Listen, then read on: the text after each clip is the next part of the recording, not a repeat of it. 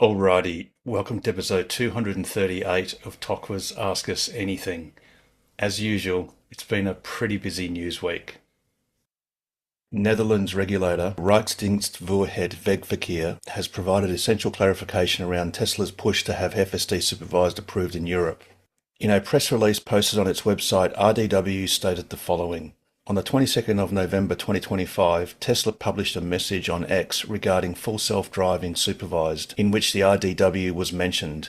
We do not share details about ongoing applications from manufacturers, as this concerns commercially sensitive information. However, we can state that RDW and Tesla have established a schedule according to which Tesla is expected to demonstrate in February 2026 that FSD supervised meets the required standards. Both RDW and Tesla are aware of the efforts needed to reach a decision on this matter in February. Whether this timeline will be met is yet to be determined in the coming period. For the RDW, road safety is paramount.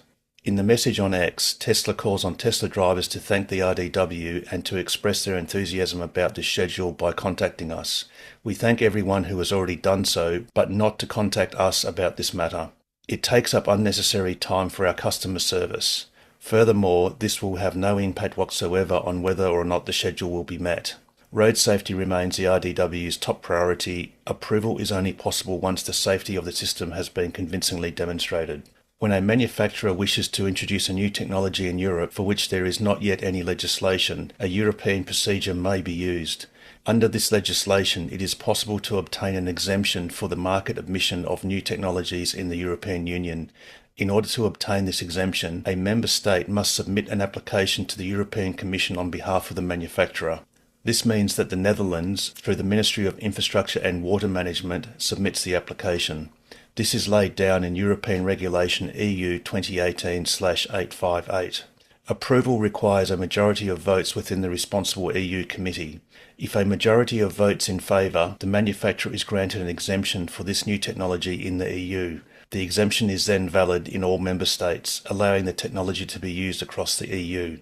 If there is no majority, the exemption will only remain valid within the Netherlands, and the technology may only be used in the Netherlands.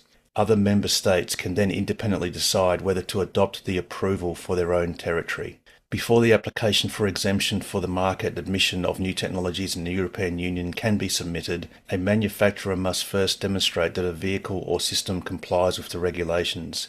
To this end, the manufacturer must undergo a comprehensive testing procedure with a type approval authority.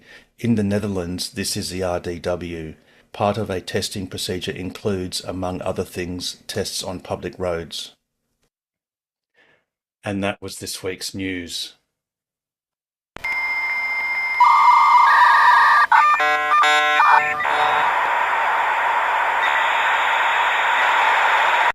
Indeed it was, and once again, welcome to the program.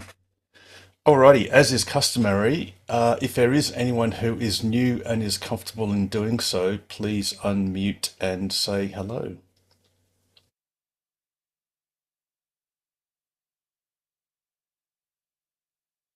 Or perhaps a little bit later on. Okay, so obviously that was a rather long single news article, but at least it was the comprehensive statement from the RDU, which goes to show the exact process of what will occur in Europe. And although Tesla is expected to demonstrate all the requirements that it needs to do to get approval in the Netherlands, of course, there's no indication that that decision will be made necessarily in February. And even if it's made in February, there might be some time for it to be gazetted. And also, as they said in the statement, there has to be subsequently a vote from all the committee members of all of the EU that has to take place, and there's no timeline for when that may occur. And presuming that it actually, well, once it occurs, if it's ratified, then there may be an implementation time period as well, so we don't know. But even if the vote takes place at some time in the more distant future, because Europeans work very slowly, should I say methodically, according to them, there's probably nothing stopping any country that might be super keen to accept the Netherlands' approval like they said, and just adopt it because the Netherlands has without majority approval, either before the votes even occurred or afterwards. So anyway, that's the story with FSD in Europe. And I think there's also been a little bit of X/Twitter dialogue, or well, discussions, mostly prompted by Elon Musk and Tesla, around the fact that Europe has some very strange regulations about getting automatic driver assist systems doing anything useful, to the point where Tesla is literally refusing to nobble FSD because if it did so, it would become dangerous.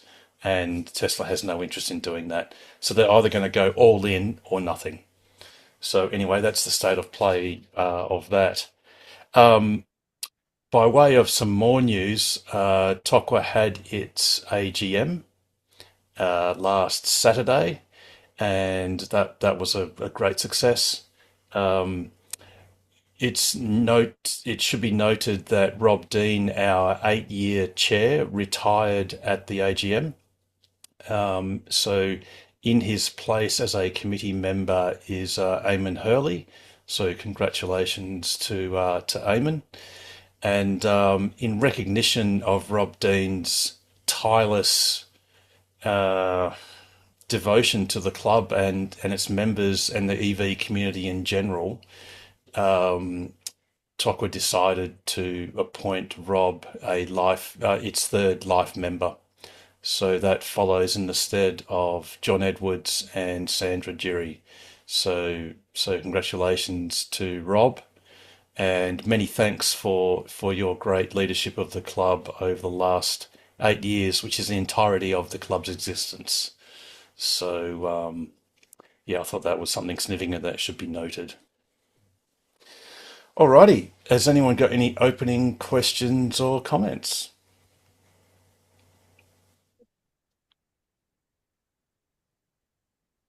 If no one's saying anything, oh yeah, Wayne. Yeah. Wayne's got a Oh, hand up. yeah. Oh, Yeah. Thanks, yeah, Pete. go Wayne. I might have missed a few previous meetings, and you've probably covered it. It's a pretty simple FSD question. I'm just wondering if there's a way to change the navigation without disengaging. Yes. So, oh well, actually, even if you cancel navigation, FSD stays engaged.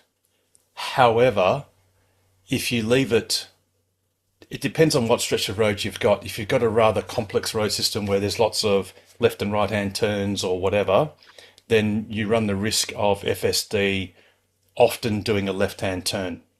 So the best way to alter a path, so if you want to alter the destination completely, the quickest That's way more is to just do go, more to do with the route there. So it's not about the destination, it's more about how to get there. yes. Yeah, Yeah. so one of the pain points of FSD is it vehemently adheres to the navigation path, which isn't necessarily the path that you want to go on. Yeah. So what most of us do as a interim fix is we can scan on the map, press on a point that's off the current route, but more like the route you want to take, Right. tap on that, do a hard press or a long press, and Yeah. then go add stop. And then by adding that stop, the car will veer in that direction, which then when you approach that stop, before you get to it, just go edit navigation and hit Right. cancel that stop. And by that time, you're probably on the desired route anyway. But if you're not, you can sort of lay down a few extra waypoints to sort of force it to go to the final destination your way. Right. Just Hopefully be in the future.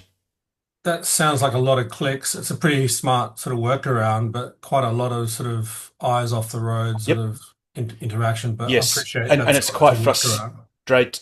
Yeah, and it's quite frustrating if you don't have sunglasses or it's nighttime and you don't wear sunnies, Yeah, because FSD, the cabin yeah, camera will be onto you like a seagull to a hot chip yeah. and give you warnings. If you've got a passenger, that's perfect. Ideally, and what Tesla will hopefully do one day, as long as enough people get behind it, perhaps, is if it was more like Google Maps, whereby, again, this requires a mouse click, but in this case, you'd have to really do a finger slide. If you could somehow grab a part of the route that's outlined in blue on the Yeah. map and drag it to your preferred. Sometimes Tesla does have one or two different Yeah. alternative paths, but often it doesn't. I think Um, iOS Maps, which I do favor over Google Maps, does give you sort of preferred one, and then in shadow form, a couple of alternatives based on, I don't Tesla know, does, traffic yes. or yeah. So T that would be Tesla good. Maybe does, that's in the future. well, Tesla does that as well in some instances, but not all. The Right. problem is, even though you can send a destination that you've created on on your iPhone, for example, or your Android phone, you can send it to the Tesla app, so effectively to your car. Yeah. It doesn't actually send the path of the route; it Yeah. just sends the destination, and then the Yeah. I've car done that. decides. Yeah. I've Yeah, done that. That's pretty yep. good. I guess if you look at the interaction events, it's easier to disengage with the steering wheel sort of take control or a long press of the right hand wheel button, go past the intersection, and then it will automatically work out, oh, that's the way you want to go. In terms of yeah, contact Yep. points, that seems to be most efficient. But it is a bit annoying. And I don't know if the disengagement sort of counts against you, sort of not as a sort of a score No, system. no, no. This no, I no. think However, the car, you'll notice the car will say, "Hey, why did you disengage?" I Or do add that really, in. why did the car disengage? And you can just say, "I wanted to go a different way." Often, Uh, the car will do things like a navigation error, whereby it'll be in the wrong lane and it's going to try and cross lots of traffic. So yeah, you will then just take over manually and sort of stop it from doing that, or you know, shortcut its long-winded process of doing something, right. and it's useful for Tesla. I believe that most non-safety interventions, so just stuff where clearly you either changed your mind or the car briefly, as you were leaving a driveway, wanted to turn right instead of it's supposed to going left, Yeah, and you just take over. Then most of those things are automatically filtered out, so that the system sort of chucks those events away because they're not instructive for the system. right, But in other cases, a voice prompt can also be useful right. Okay. And one to more, if you don't clarify. mind. Yep. Just doing a country trip to Albany, I noticed it was early days on my subscription, FSD, that it wasn't accurate with the road speeds. So it was reading 80 when it was 110. So it was a bit annoying. I disengaged and sort of I tried to use the wheel to speed up and maybe the pedal a little bit. Try, the obvious sort of what I thought would work, but it often didn't. And in the end, on a 5 hour trip, I was looking for going back to TAC, but I know you've got to change profile. You got to go back to sort of my wife's profile who doesn't have FSD, and I thought, well, I could do that as a sort of a workaround. In the end, I didn't. I just sort of put up with it and drove manually. And then when I saw us recognizing the signs more accurately at 110, No. back on again, off we go. uh, Okay. So quick point there. You didn't have to do that. This current version, which is everyone know, it's exactly the same version as from day one. Yeah, No one has got an update yet. There's a couple of things that it was always known as faults in the system. right. One was keeping up to the speed limit Yeah, of any speed limit in general. Mostly, there are some cases where it kind of does keep up, and that's often on freeways. It seems to do better, but out in the country, it does yeah, really badly. It'll easily do 20 k's an hour less than the speed limit. So yeah. what you can do is pulse width modulate your accelerator pedal. Right, So you just blip it up to the speed limit, and then it'll sort of slowly sag down. Then you can just blip right. it up.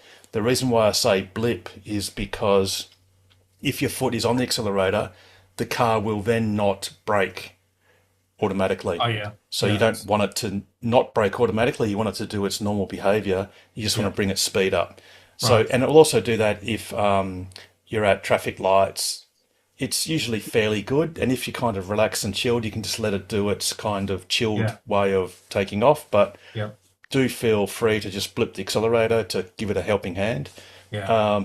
There are some other things, sometimes it goes through some red lights.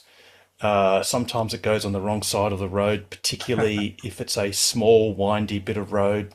It's usually Right. back roads or suburban little streets that can do that sometimes. Uh, and there's quite a few foibles. It gets a bit jittery around small roundabouts. Yeah. It doesn't indicate through many roundabouts, Right. indicate out of many roundabouts. Um, but these are all idiosyncrasies that are well known of. Yep. Tesla knew as soon as they basically told us as soon as they released it, really, to say, Yeah. hey, this is what it, and they told the press the same sort of thing. So, and the only frustrating thing for us Australians, is this software has not changed whatsoever yet to date. Mm. Uh, Perhaps we may all get a very good Christmas present and go straight into a version of 14, which Yeah. should be a step change in performance. But We'll whether see. we do or don't, no one knows. Yeah. Yeah. So, Is uh, 14.2 operating outside the States yet? No, South Korea yes, or no. yes, Oh, yes, Pete. Yes, Pete. In South Korea, it's right, launching in South Korea. right. So, but South has Korea, 14. it means nothing to us. Well, 14. Sorry. Well, 14 point. One, Yeah. one I'm not 14, seven. sure if it's two, but yeah, certainly I don't 14 think. is in South Korea. Yeah. But the issue there is South Korea is a left-hand drive market. Right. So that means nothing. That the fact that it's the first inverted commas international market means zero, because outside of China, it's the only other left-hand drive market that's that's got FSD. Yeah. So, I guess India will be next yeah. eventually. I know it's early days for India, but Oh, well, I need to get and cars good into luck. I India mean, I too. just came So, back from India. It's like, whoa. Good yeah, luck with yeah. that. So, well, there's actually a great video. I'm not going to play it. I was thinking of playing some snippets. Just look it up. It's a collaboration between Dirty Tesla and Out of Spec Reviews, Yeah.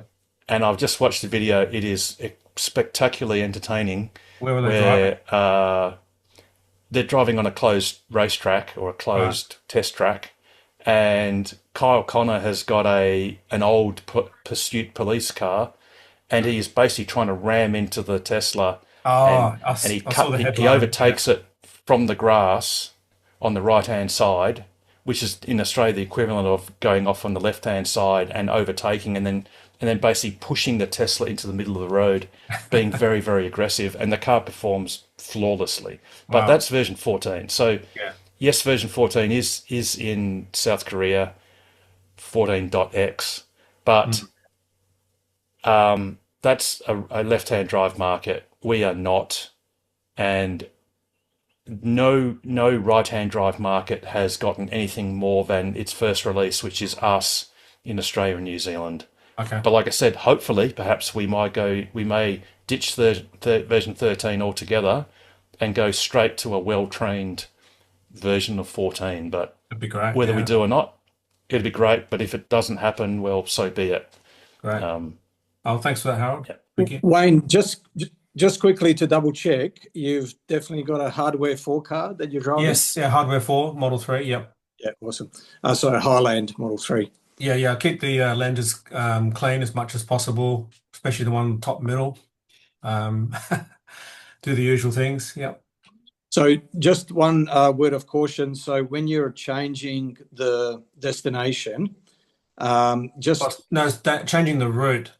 changing the Yeah. route or putting Yeah. a waypoint Yeah. or doing anything with the nav system, Yeah. just try and be mindful to do it when you're ideally on a straight road or Yeah. not near a roundabout or not at a intersection, because you could be at an intersection turning, let's say, right in Mm. the right-hand lane, or let's say you're going straight in on the intersection at a red light, and the new route asks you to go right.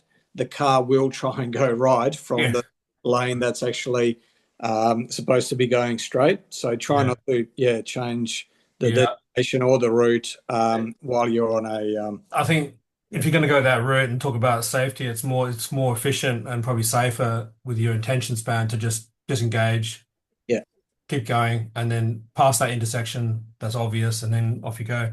In fact, with indicating, does that suggest to the FSD to change lanes? I mean, that's sometimes it works, sometimes it doesn't. Do you find that? Yes. Do you find a hit and miss as well? Sometimes. Right. Yeah, absolutely. Usually it'll take a notice of you if you're at a T intersection, and at a simple T intersection, not traffic lights, but just a normal standard T intersection. And I had my car wanting to turn right, and I just jammed on the left indicator. And in that one case, it did turn left. And then in so doing, it then changed navigation to go up to Right. Hutton Street on ramp of the freeway instead of whatever it was. Yeah. But as you probably know, Wayne, just as often as not, it will just ignore it and just keep doing what it was going to do anyway. So sometimes it's easy just to disconnect and go make it go the way you want.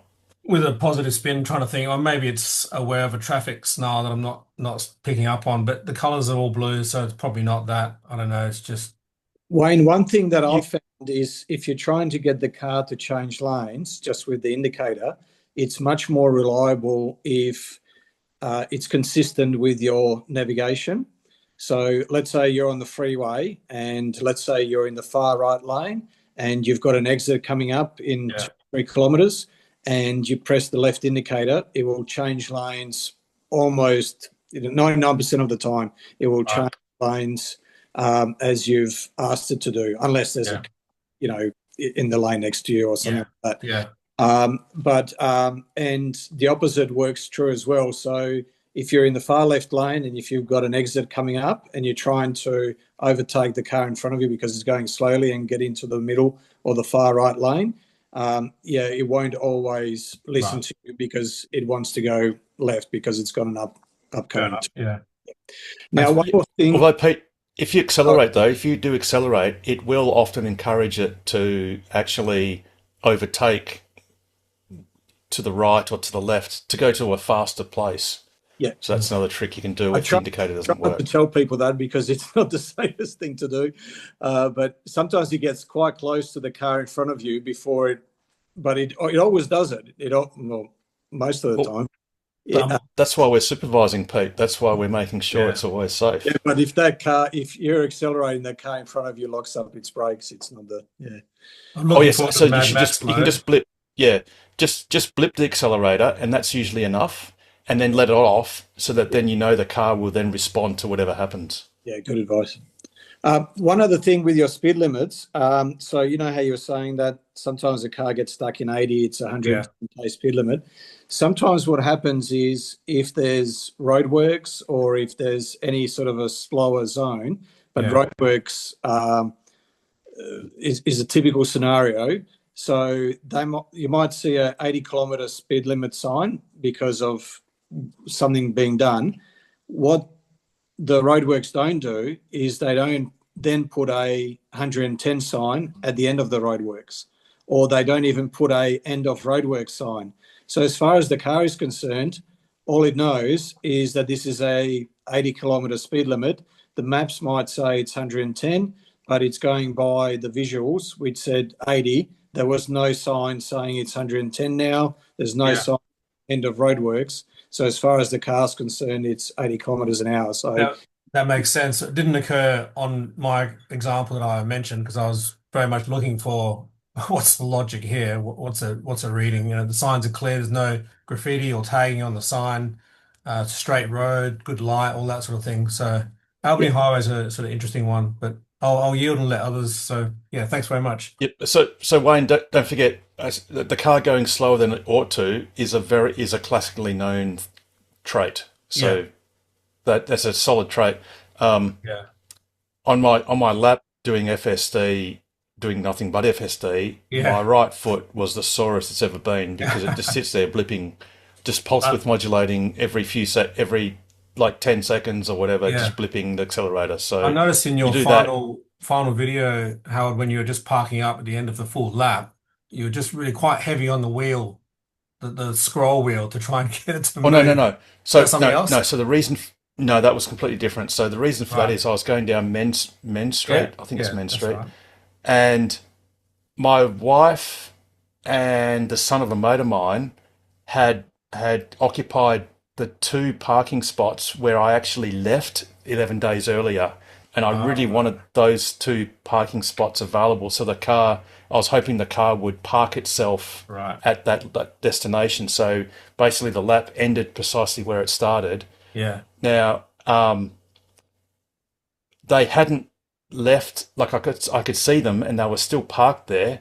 And I wanted to there was a car in front of me just before the pedestrian crossing, and as it went through the crossing, I wanted the car to slow down, and I was hoping that if it slowed down, then some pedestrians would stop the car, and I would give time for there to be a clear bit of road, so All my right. wife and Tim could then get out of my way, because I wasn't sure what the car would do if they were a bit too close, or if they were in the Yeah. way, it might have just parked in the middle of the road, and that would have been messy. Yeah.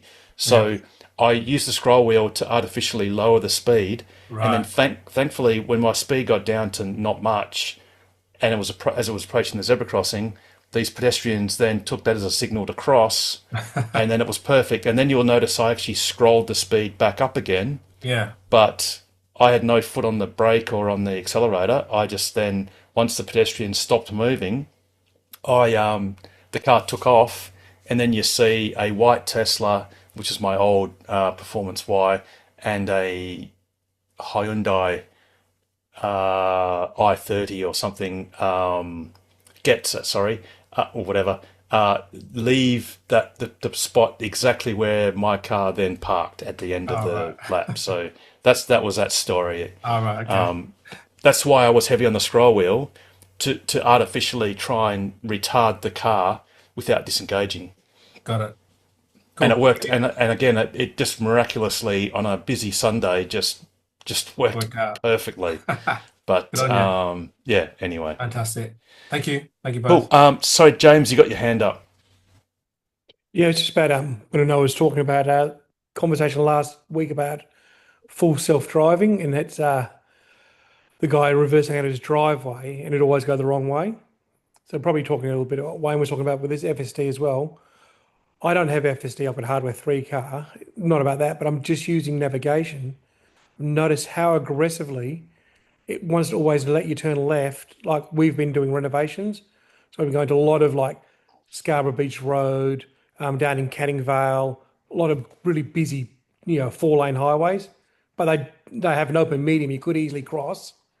But leaving one place, you only have 100 metres up the road, it would take you left around the block to come back at the other place from the, it's it's almost like prioritizing safe left turns over trying to cross roads.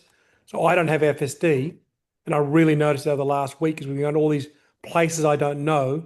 You kind of know they're on the same place, but you don't know exactly where on the street it is. And you go like, well, I would just turn right here and turn right again, but no, it turns you left behind the buildings, round the block, left again, and then you can turn into the building. So I'm wondering if FSD is prioritizing the protected as a priority. And to be honest, when I went against it, it'd say 5 minutes to the next place, and I go, no, I'm not going that way. I'll go right. I'll turn right across. It would probably take me the same amount of time because I had to sit and wait for 4 lanes of traffic that way, and then 2 lanes of traffic to turn the other way. So I think he was doing a kind of like almost like the algorithm was saying, I'm always going to give you the quickest way, but when these are within a minute of each other, I'll send you the longest, safer way. So I wonder if FSD is kind of doing that. Thing is, FSD doesn't always strictly follow the navigation either. When you get, I'm trying to, sometimes it does it at the start of a navigational route, whereby, or not even a start, there'll be a case where the navigation says, "Oh, turn the second left," and then because it sort of backtracks, so it goes past and then back a little bit. For whatever reason, FSD will go, well, there's a street here and it's close. I'm just going to take this one. And I guess at that moment, it kind of takes a chance that there is a way. I mean, not that it's thinking that way, but that's how it's behaving. And so, yeah, I'd go both ways. The thing of the navigation, you can change by the way, in your settings for navigation, you can change the change route if it'll save you I think the default setting when you get your car brand new without a profile is 5 or 10 minutes, and you can set it down to 1 minute. So it'll reroute you if that change in route will save whatever you specify. So I think, James, you might be right. It might be going exactly as you selected, which is what is the absolute fastest route within, predicted fastest route within, say, a minute. And it might be true that on average, turning right instead of left across lanes of traffic, on average is slightly slower, and therefore turning left and doing a longer path is quicker than doing a shorter path slower. So, but FSD doesn't always follow the navigation strictly. It sometimes somewhat improvises according to what it sees, literally what it sees. Alrighty, now speaking of FSD, last week we're talking about people being frustrated with FSD subscriptions on hardware 3 cars. And I was sort of spitballing, what Tesla might or should do or would be better to do. I've kind of had a bit of a better think about that, also with the aid of talking to Russell Bell, who's watching this right now. Russell, hey. Although not now, just later now. And and one of the cruxes is there's a difference between buying something and renting it. When you buy something that's not yet available at a price, but there is a commitment that in the future it will become available, and you can only use it when it does become available, effectively you've bought yourself a ticket and a right or a privilege or a right to be able to use something in the future, but you're accepting at the time of purchase that you can't use it right now. And some of us did that on the promise of it being available next year back in 2017 or 2018. And that next year became the year after, year after, year after, year after. And sometimes that even went past generations of cars. So we'd buy a car with FSD and sell it, never having used it, blah, blah, blah. But at least you bought the commitment for it to work at a later date. And that's a certain thing. That's something you've got, and you know that in the fullness of time you'll have. The difference of a subscription is if you pay to get the use of something for which it can effectively be guaranteed that for that rest of that pay period, which is in subscription case 1 month, if that Tesla knows and we know that a hardware 3 car on a what's now called an FSD subscription for $149 a month will not have true FSD in a month's time. And that's a huge difference. So what I recommend, this is only my personal recommendation, is that Tesla do something like this. So these are suggested FSD subscription rates. So for hardware 4 cars, FSD supervised $149. No problem whatsoever. Hardware 3 cars, FSD supervised. The app should say not yet available. So it should not offer FSD supervised because it does not yet exist on hardware 3 cars in any form. But it would be useful, let me just change this setup. It would be useful to offer FSD brackets classic autopilot based. Now that is exactly what we would get and hardware 3 cars get today if you've purchased for $10,100 what was called FSD. But for subscription purposes, they should call it something like FSD, and to be clear, brackets, classic autopilot based. And I think that should be worth about half price, $75. Then there is the old Navigate on Autopilot that hardware 3 and 4 cars used to be able to get and pay for, which was an enhancement on standard autopilot. And again, I'm recommending that should be half price again, so that should be $37.50. So I think if Tesla did that, it would get some incremental income.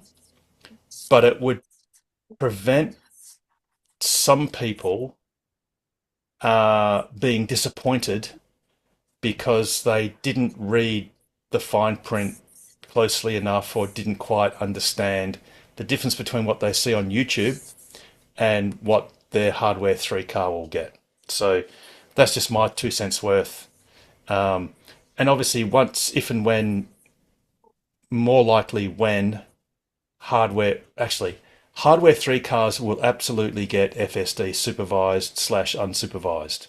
The only question is it a lighter version of version 14, quantized down, crushed down, or is it a free hardware upgrade to their cars if you've purchased FSD for $10,100? $10,100. If you're renting it, then all the bets are off. Tesla would be entitled to say something like, well, if we need to change the hardware and you want to subscribe to it, maybe you have to lock in for a 12-month period, and rather than $149 a month, you might have to spend $249 on a 12-month minimum, because that will entail them upgrading your hardware when they otherwise wouldn't have to. Or it could involve a one-off hardware fee followed by the standard $149 software fee if they have to update the hardware. But hopefully they don't. It'll just be the same hardware. At most, maybe the cameras might change, maybe, but maybe not.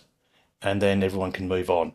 But I personally believe that currently offering what's implied as FSD, and in fact, let's call it city streets, which has never been a term used in Australia, for hardware 3 cars is at $149. It's not value for money. And it's just confusing and adds angst and resentment. And, people get online and say, well, I want my money back. And Tesla says, yeah, but we told you should have chosen carefully. And under Australian consumer law, yes, obviously these things can be reversed, but it just takes a lot of angst, and it detracts from Tesla's primary mission. So there you go, just wrapping that up in a little bow. And Tesla are shooting themselves in the foot a little bit as well, because there will be some people who all they would have seen is the videos online of FSD supervised doing city streets, doing lights, roundabouts, you name it. And then they subscribe to what they think is FSD supervised on a hardware 3 car, and it doesn't do any of that. So then they think, well, all this stuff online is just nonsense. They might never try it again, or they might not try it again for another 3 or 4 years. And, 6 months down the track or 12 months down the track, a hardware 3 car could have been upgraded, and, so they potentially lose sales as a result of that. By the way, I completely agree. I think both the labelling as well as the price should be a differentiator. And I completely agree. $75 is a fair price. Now, I had a bit of a think about it as well and try to sort of work out, why would Tesla call it FSD supervised? Yeah, there it is. So $149 for FSD supervised on a hardware 4, $75 for classic autopilot, and NOA $37.50. Completely agree with all that. And the labelling as well, that's perfect. So I did have a think about, why would they be calling it FSD supervised? And the only thing I can think of is, if you've seen the FSD supervised page where they have the 6.5 billion miles driven underneath it, I'm thinking that the reason why they've just unified all the labelling, so they're not calling it auto steer, even though on the actual touchscreen it still says auto steer beta.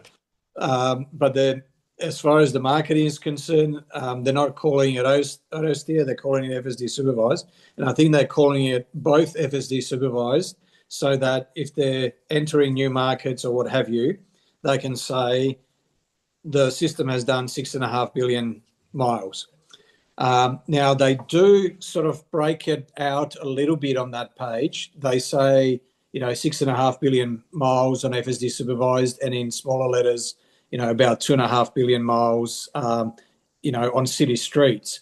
So maybe the city streets is the true FSD supervised, and the 6.5 billion includes auto steer. I'm not sure, but that's the only thing that I can think of as to why they would be changing the naming convention. Yeah, I think the problem was they brought up FSD back before, let's call it early this year. Everything until we had version 13 in hardware for cars, that was called FSD, which wasn't actually FSD. Because it wasn't even called supervised then either. It was just called FSD. And we all knew it wasn't, because it couldn't even go round a roundabout. So I think the problem was they had the problem was probably that, I dare say, Elon Musk thought, and I'm sure many people thought, that FSD was going to be solved in 12 months. And I think they really did think that.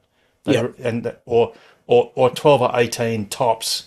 This thing's not that hard. We just got to throw more hammers and nails at it, and we'll just work harder, and we'll just do the impossible. And of course, Elon Musk is at least now famous for saying that he makes the impossible merely late. So I think it would have been okay to call it FSD for a year when it wasn't, and then it was. But as it turns out, history says that it was, well, in Australia it was 8 years. In North America it was 5.5 years before you kind of had something, version late. Don't forget their autopilot / FSD kept on evolving, whereas ours stayed the same. So they went to version 11 and 12, bearing in mind that 12 is what Hardware 3 cars have currently in America, and version 13, which we currently have, and now there's 14, which obviously the left-hand drive market has, so always having. So I think it's historical. It's just unfortunate. This naming thing was confusing, and unfortunately now the confusion has continued on, and that's why I only suggest that maybe if we just say it's FSD Classic Autopilot base, just to be absolutely clear. Not everyone will know what that really means, but at least they'll know that it's not the proper FSD supervised. And I could have, for lack of space, I could have put, not yet available, but will be $149 when available. It'll be the same as Hardware 4, pretty much, but it's not yet available. So anyway, and you're right about that historical perspective where they, genuinely thought that it'd be sold within, 6, 12, 18 months. I mean, Elon Musk has said that himself. He said he's never seen anything with so many false dawns. So, that confirms exactly what you said. So. Yeah. Alrighty. All right. Anyone got any other non-FSD or any other questions or comments?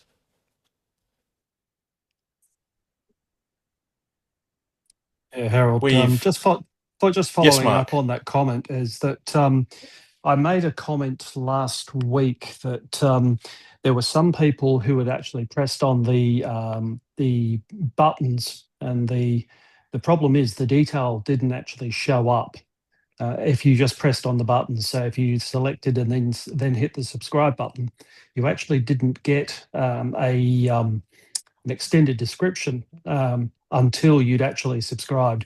And I know of at least 2 people that did that. And that was the problem for a lot of people, is that if the description had come up after they'd done the selection, then they might have been able to back out of it knowing what they know. But the only time that the extended description was available was when you clicked outside of the button area.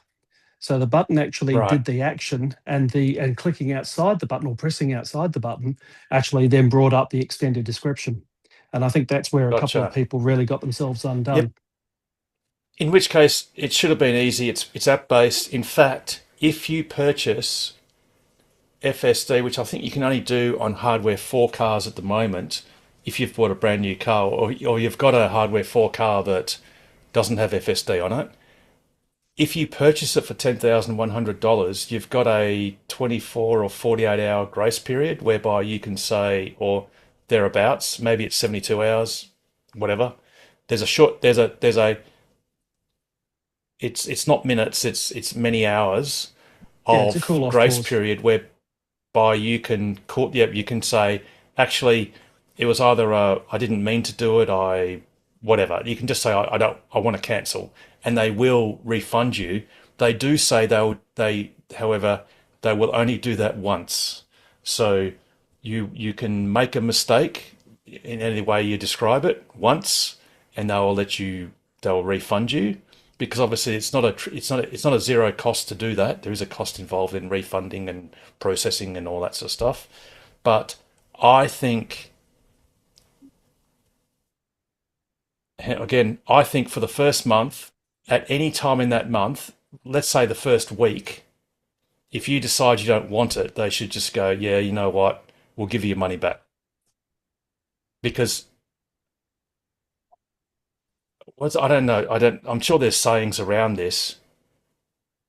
You can spend a lot of money on advertising and to try and promote goodwill, whereas you got to pay a lot of money to get goodwill, but you can lose it very quickly just on a stupid decision. So if you annoy someone just a little bit, flippantly, that can take a lot of effort to try and regain that goodwill. And a lot of cost as rather well. than the value of the actual, like, it can cost you a lot more in real dollars to try and gain it back than just giving them the money back and going, look, it's all cool. I think we're not here to fleece you. Yeah, I think it just comes back to the UI that it would have been better to actually press on the button, then the description comes up. This is what you're getting, and then you click on subscribe. But if you just click on the button and then you just click on subscribe, and the extended description doesn't come up, then you haven't been given that opportunity to actually really see what you're actually going to get for that subscription. And that's the only thing I was going to say there. There's a couple of people they got their money, and and all's fine and beaut now. But having said that, they're going to be a little bit more reticent about what they click on next time. Yeah, and the thing is, so Tesla got $149 from a customer that didn't really want to spend it for what they ended up getting.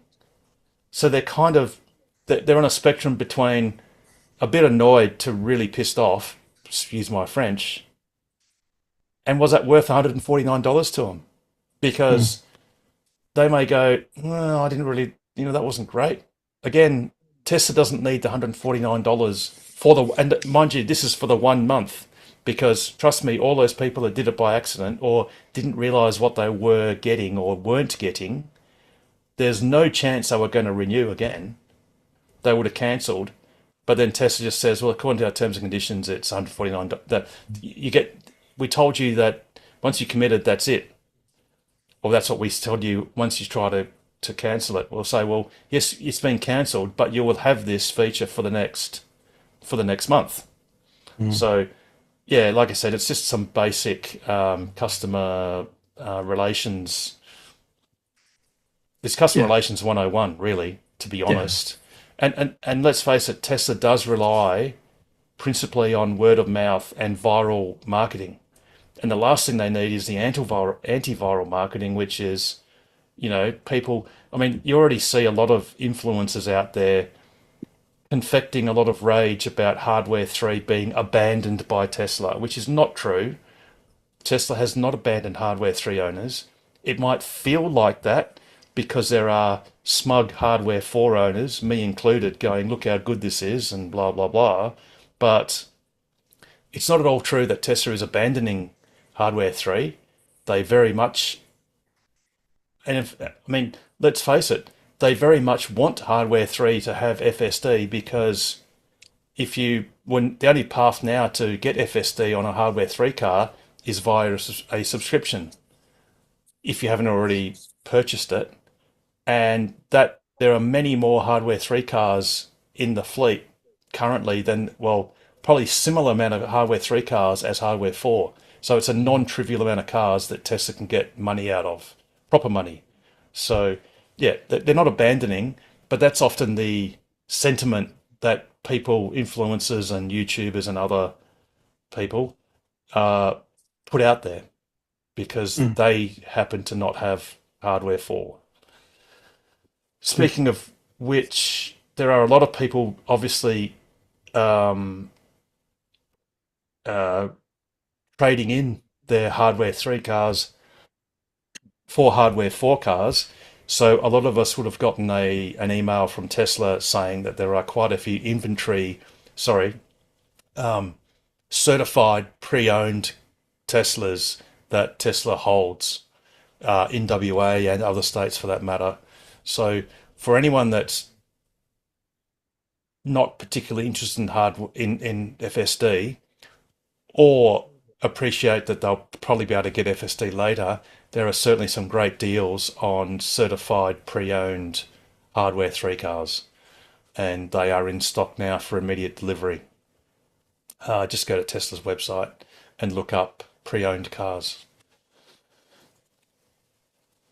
Alrighty. And this Saturday, we've got our track day. It's the last track day ever, basically, because the DRM track at the Perth airport will be making way for the second parallel runway. So there are currently 4 spaces left. So if anyone is interested, please look at our Facebook page and find a link to the try booking page. But regardless of that, we're also going to have that as an informal casual meetup for anyone that wants to spectate and talk about cars and perhaps might see a few spectacular little maneuvers from Tesla's getting a little bit hot around the last bend. So that is at the DRM. It's Grogan Road. I don't know the exact number, but someone might tell me in a sec. 16, I thought? Possibly 16 Grogan Road, but we'll get that to you in a sec. So it will be a casual meetup from 12-ish, or let's call it 11:30 to about 3:30 or so. There will also, I'm pretty sure there'll also be an Illumina D1 fast DC charger and a DS400, which is also Illumina fast DC charger as a bit of a technology demonstrator. So that'll be interesting to see as well. So please do feel free to come casually, even if you're not even though you're not driving. It's just like it's like an in-betweeny casual meetup. And Steve, we're going to have a casual meetup. Oh, now I forget the date. Was it the 13th of December? Sunday the 14th. 14th. Very good. 14th of December, we're going to have a casual meetup, which is actually a week later than scheduled, but that's just to give a little bit of breathing space after the track day. So there'll be a 2-week gap between I think that's right, between the track day and Tokwa's actual casual meetup. Although, again, these are casual meetups. You don't need to book. You don't need to RSVP. You just turn up. We usually sort of book a table or an area, and in some venues you just don't have to do anything. You just turn up. So, and in any case, if more people turn up than we expect, it doesn't matter because we just form a couple of groups, and it's all good. But that'll be on the 14th of December at a venue to be determined in the next couple of weeks. But you do have to book if you want to drive a car on the track. Oh, so, yes, that's absolutely. So if you want to drive your car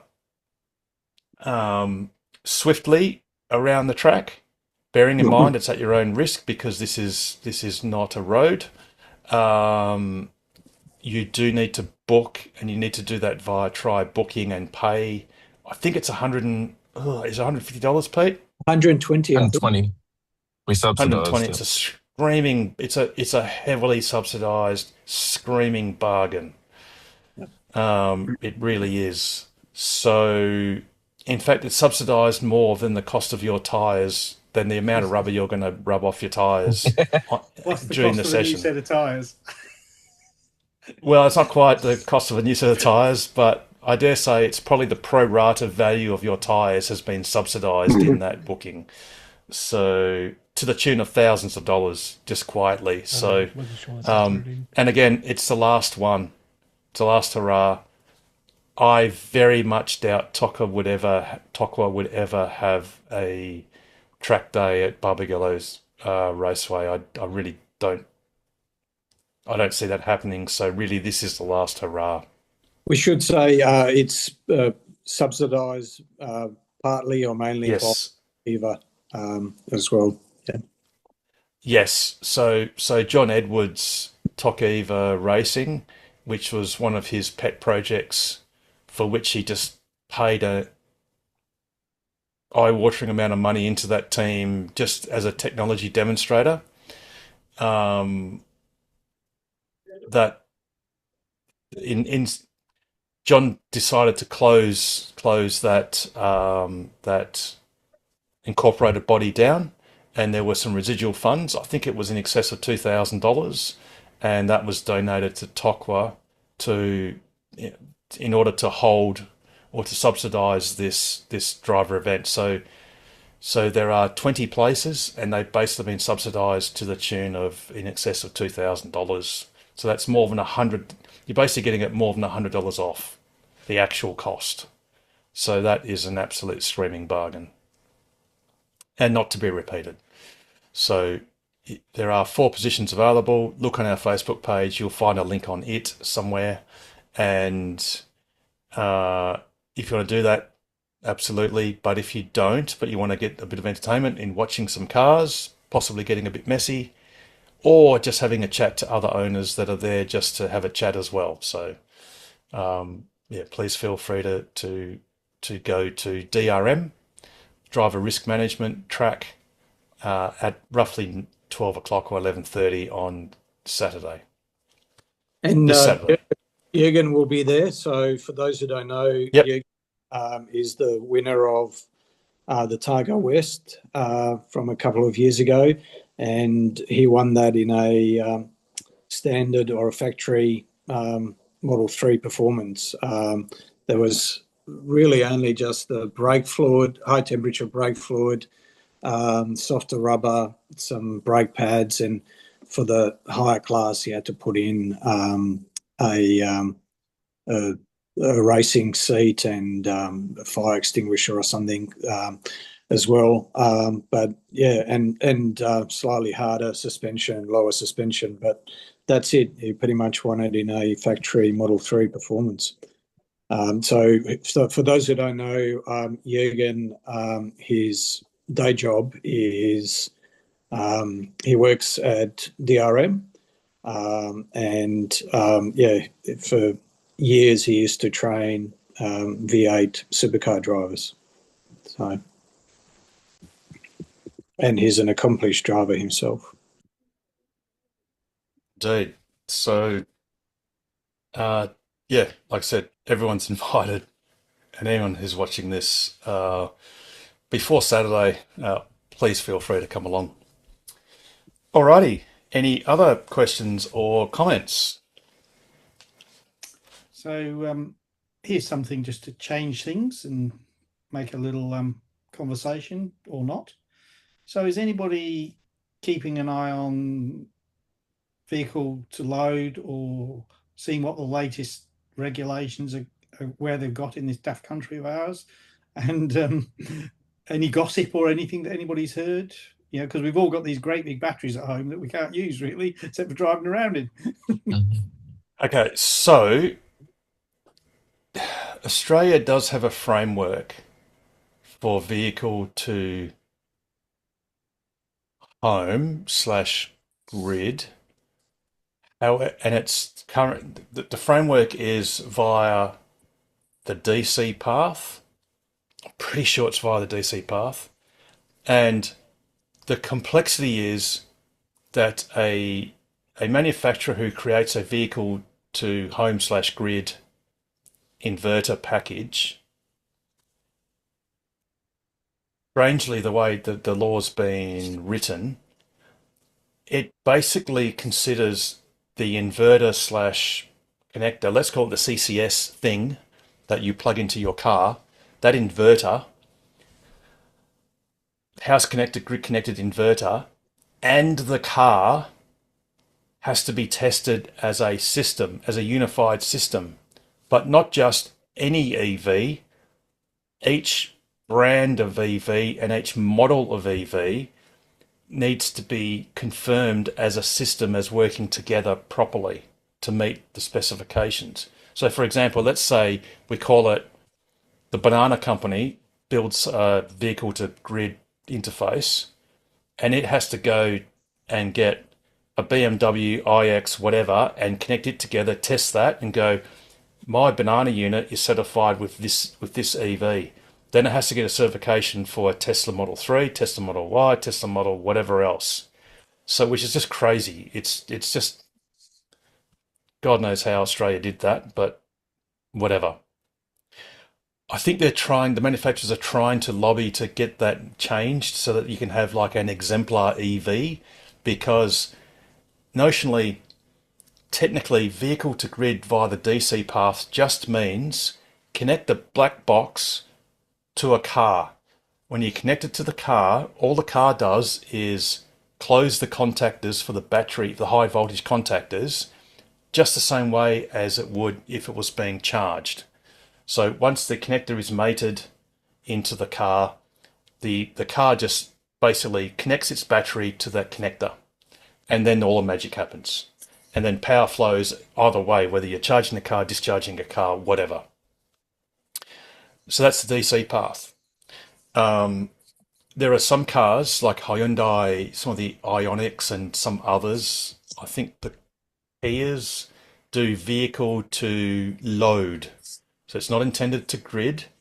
It's an AC coupled device. So it produces AC internally, shoves it out the car, and effectively shoves it or offers it to a general purpose outlet. Let's call it that. So you can connect something to it. Now, if you're sneaky, you can sort of connect part of your house, because you can have an inlet to your house, let's call it a male inlet, blah, blah, blah. Make no mistake, connecting an EV to an inverter is the easiest thing almost ever. It's no different than people at home who have a BYD HVM battery stack, or a SIG Energy battery stack, or a SMA, all of these different house batteries. The car is exactly the same thing. And the technology required to effectively make your car appear to be a home storage battery is basically trivial. Unfortunately, the cheapest thing I've seen is about $5,000. I think SIG Energy do one. I think SMA might be offering one. But again, the regulations state that these have to be tested and verified as systems. The off-label method, there is one vehicle to load that works on Teslas at the moment, is the one you get from Hangzhou. I think it's Hangzhou.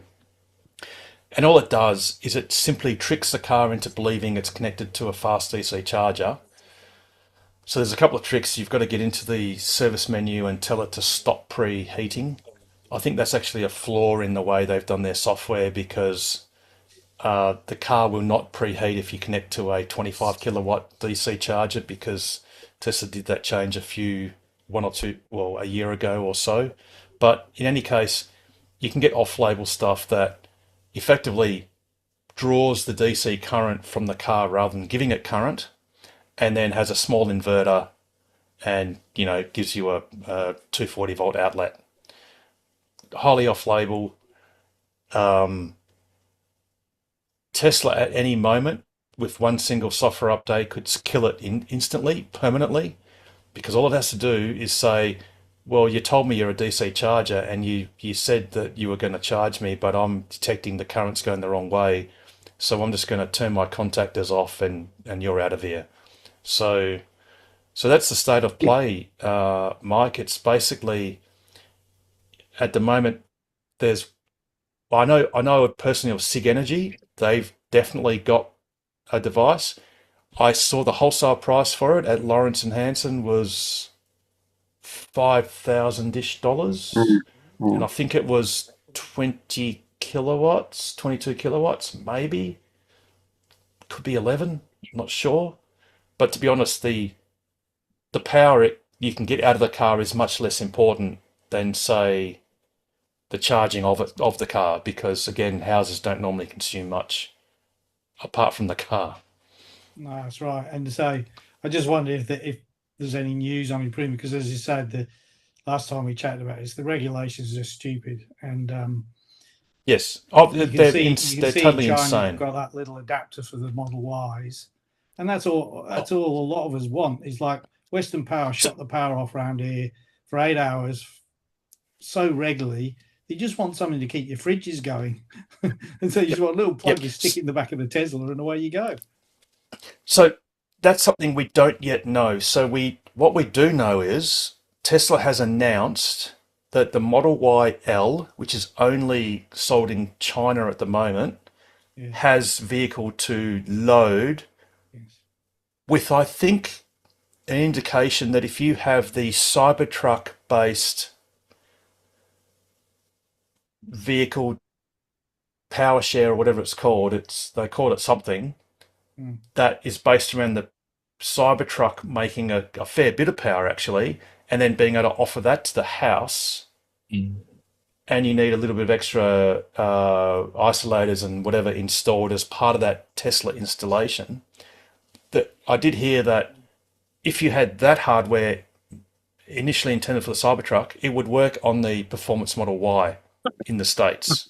So the new Performance Model Y does have vehicle to load / depending grid / house, mainly house I think as a backup. That's the Performance Model Y and the Model Y L. So the new Performance Model Ys that are coming into Australia due early next year, I think, or between December and early next year. They so let me just fix that. They certainly are capable. Those inverters have the export ability. So what we don't know though is, for example, sometimes Tesla will introduce circuitry but not promote it. So there's a small possibility that perhaps the larger capacity long-range Model Ys that are currently being shipped or have arrived, whether they have got a similar change or the same change in their inverters in the penthouse of the battery pack, because there'd have to be an inverter change, because as Sandy Munro explained when he tore down, I think it was the Model Y inverter in the battery pack in the penthouse, which charges the main pack with AC. The last stage of conversion only contained diodes rather than transistors, and diodes only go one direction, whereas transistors can go both, sort of. So that's the change that Tesla's made, and we know for sure it's on the Chinese Model Y Ls, and we're pretty sure worldwide for the new let's call it the Juniper Performance Model Ys. But there's an asterisk. Some of the other Model Ys may also have the same feature, but then maybe Tesla's just introducing it slowly because it's a different inverter, so they're spooling up production, and it's probably plausible that either now or in the near future or in the future, all of the rest of those new cars will have the same inverter and that ability. But whether it becomes legal in Australia or not, again, Tesla has to do all that regulatory stuff. Yeah. But like I said, my frustration as an electronics engineer is I acutely know that anyone could spend perhaps a couple of days hacking software together and making it work. And it would work just as safely and securely as anything else, because I know, for example, Fronius inverters, when they connect to BYD battery stack and you need a 400 volt class battery stack, that every 24 hours they are compelled to disconnect the battery momentarily and then do an isolation test, which is to check the inverter sends out a high voltage and makes sure that there is no earth leakage or leakage of that voltage, or current, should I say, associated with that voltage. And once it confirms that, it then reconnects, re-energizes, and then is happy. And that's basically all that the car has to do to the car. And that's exactly what happens when you charge your car. When you plug a CCS charger in, a supercharger, which is very fast, or one of the normal fast DC chargers, the first thing it has to do is, you'll hear some clicking, is it has to present a high voltage to the whole system and make sure there's no leaks before it asks the car to turn on its relays and connect the full battery pack to the charger. And that's exactly what a vehicle to load setup has to do. It's just a disconnectable battery. Alrighty. Thanks. Any other questions?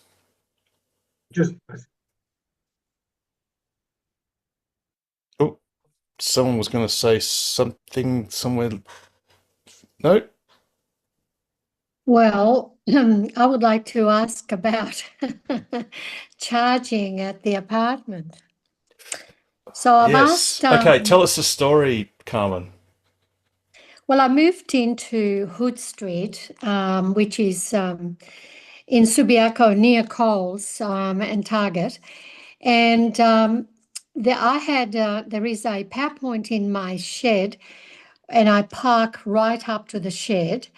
And I actually organised to shake the door and make sure I could fit a cord through. And I thought I'd test it out. And the first time I tested it, I got a breach notice and all hell broke loose, because apparently the power in the sheds is common.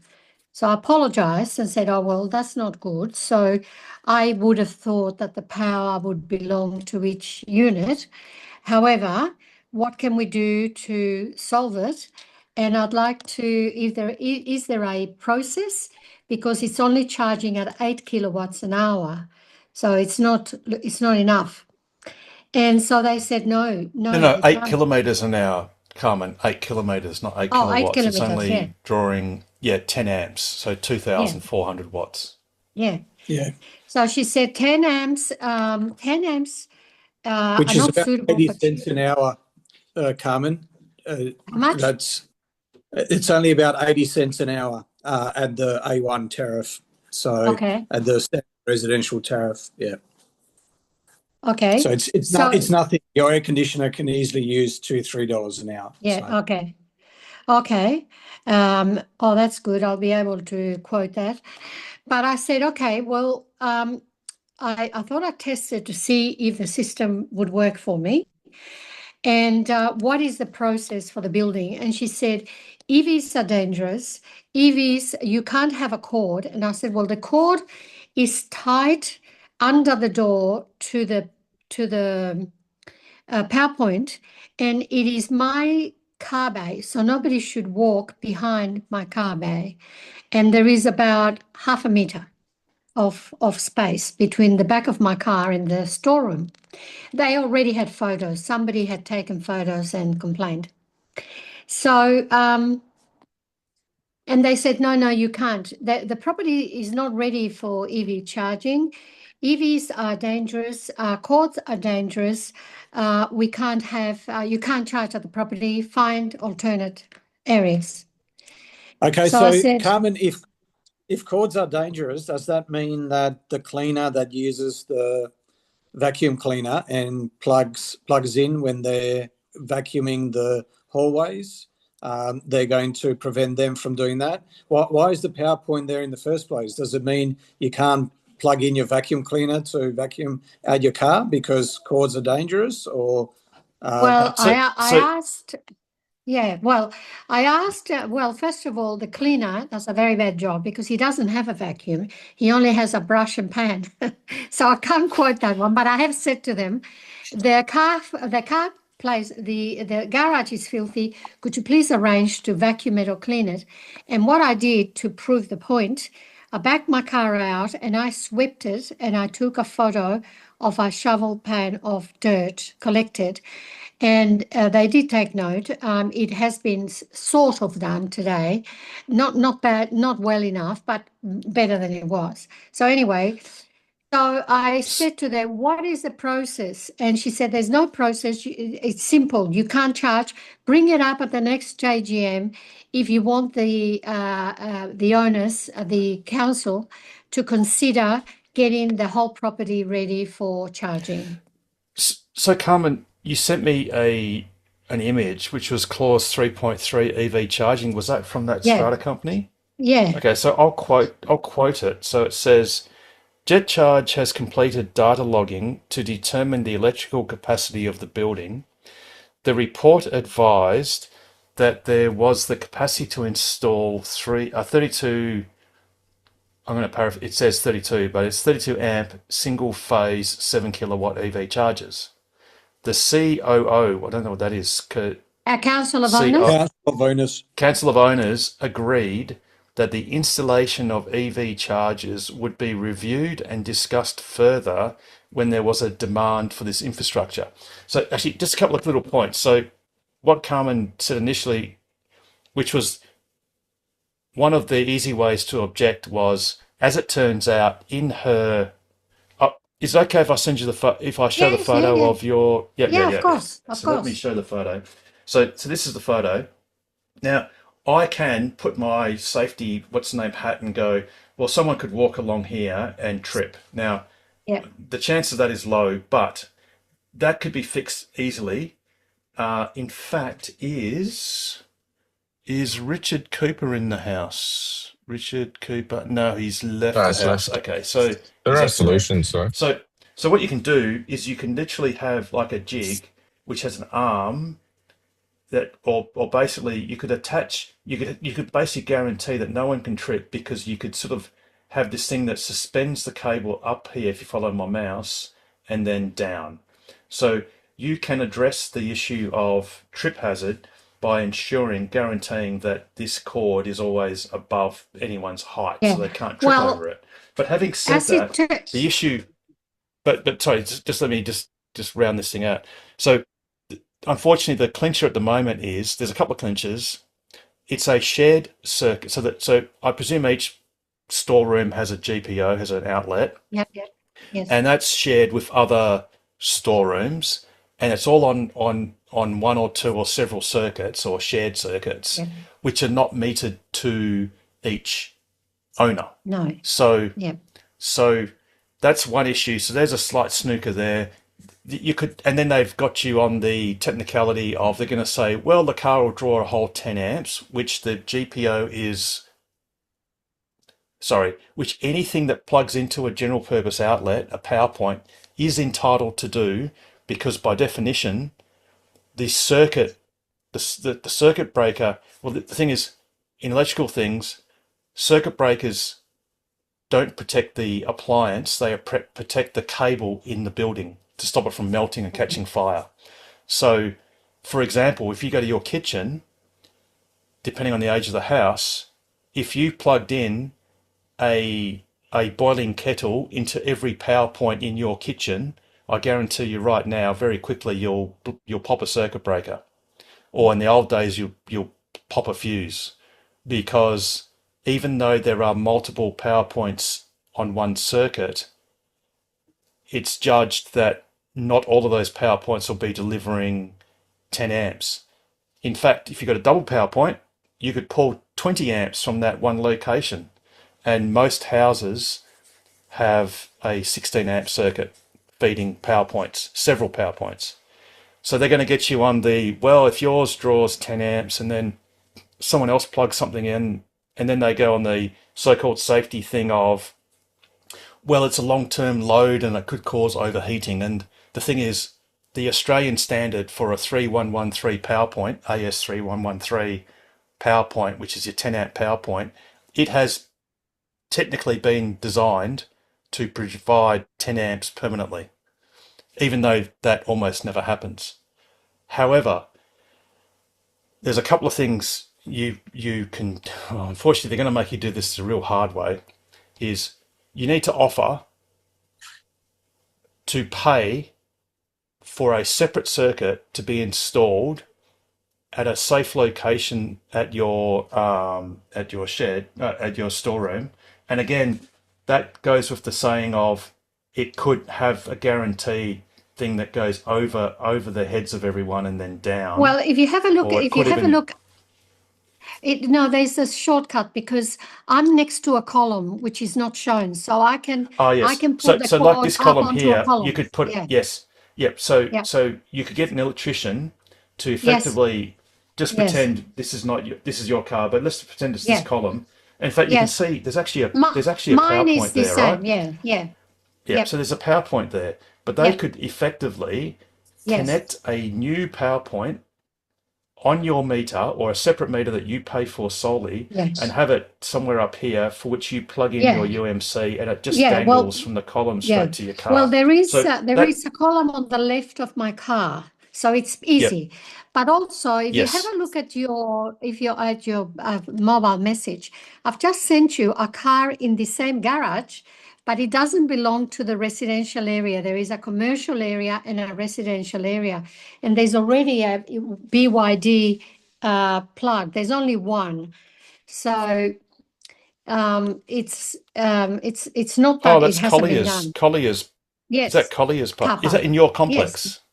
Yes, that's Right. so. Okay. So When you come Yep. into the complex, if you turn right, you go to Collier's. If you turn left, you go to the residential. There's only 18 units, and there is no other car that has a need for a charger.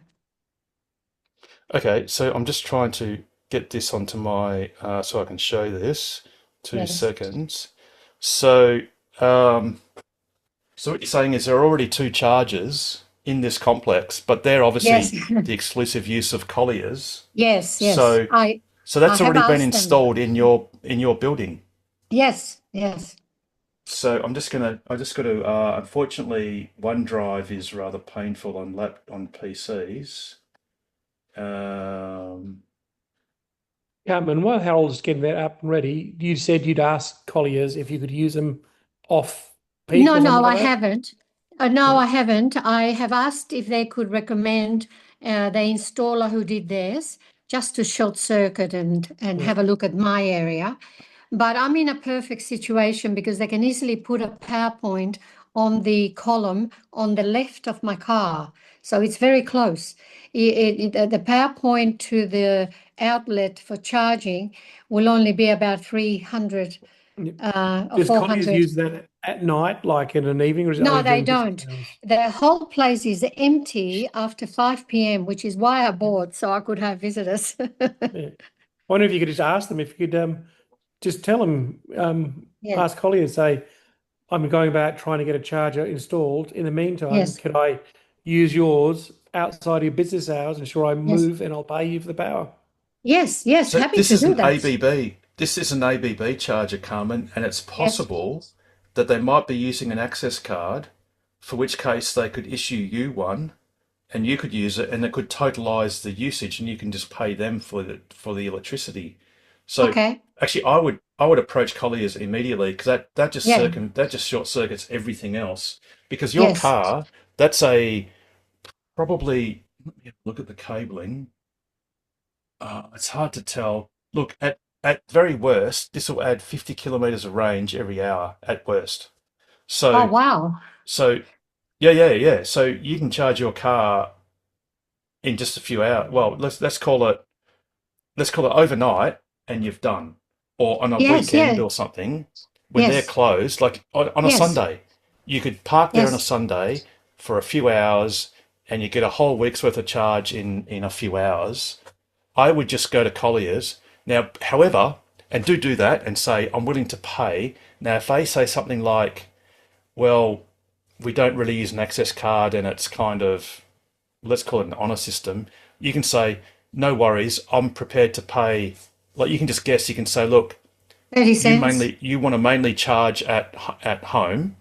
So you'll say, I'm prepared to pay you X cents per kilometre of use. You say, look, I use my car, I don't know, I drive my car 5,000 kilometres a year or something. And you say, Well, they that'll can see cost. on my app how much I drive. It's not a lot. Yeah, exactly. And you could say, in a whole year, if I used X number of dollars worth of stuff, it'd be lucky. And they may say, well, if you just pay us that either monthly or whatever, then they'll probably say, yeah, no worries. Yeah. Or you Yeah. can say you're happy to sort of, Yeah. I mean, the Well, card does sort of say how much it uses roughly, but they may have an access card. They might use an yes. app like ChargeFox or something like Yeah. that, Yeah. or something Yeah. similar, Yeah. in which case it'd be super Yeah. easy. Yeah. And then you just park there after Yes. hours. You always say guarantee Yes. after hours, and you just get Yeah. that job done. Yeah. However, I encourage you to still go the approach, because if that clause 3 point whatever it was said, Yes. well, we're prepared to look at it. Um, it's all nice and well that people are anti-EV and they'll go, I don't like EVs and blah, blah, blah, and, whatever. But when push comes to shove, they can't be Luddites forever. And Mm. they'll very quickly find the next 10 years, they'll be the people pushing for it. Yes. And Exactly. it'll all be different when they're pushing for it. It's Yes. just that because you're one of the early people pushing for Yes. it, it's all easy for them to Yes. just simply say no, and it's Yes. Yes. dangerous, and it's this and Oh, it's that. it's Um, actually quite a bad strata company. But yeah, well, I did a bit of name one that's research. a good one, Carmen. Yeah. Like, show me Oh, a there are strata some. company Yeah, that's there are some. great. ESM. Yeah, there is quite a few. I've dealt with them before. I mean, I have no problem with most. Yep. Not perfect, but they work reasonably well. There is an EV charging system being set up in Coles as we speak. I went and had a look at it today, which is just down the road. And it's an EV charging, and they're supposed to be ready by tomorrow. And I asked them what sort of cost would it be, and he said, "Oh, about 80 cents." And I said, "I don't think so, because RIC charges 30. It's between 30 and 40 cents. I've already checked that out. And there is a charger at Yep. Bunnings, but you have to carry your own cord. And Yes.